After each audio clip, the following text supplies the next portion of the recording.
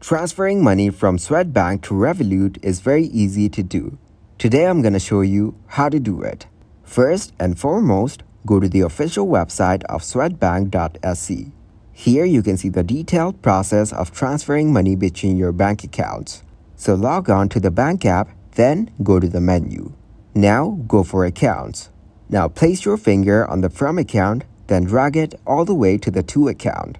So here, enter the amount you want to get transferred, and in the end, click on transfer and you are all done. And in case you want to add money to your Revolut account via bank transfer, make sure to go along these steps. Then go to the home screen, then click on add money. Here you have to choose the currency in which you want to receive the money. And once you're done with this, click on change and move to the bottom of the page. In the end, select regular bank transfer and that's all. Transferring money from Swedbank to Revolut offers a host of compelling advantages that modernize and simplify your financial transactions.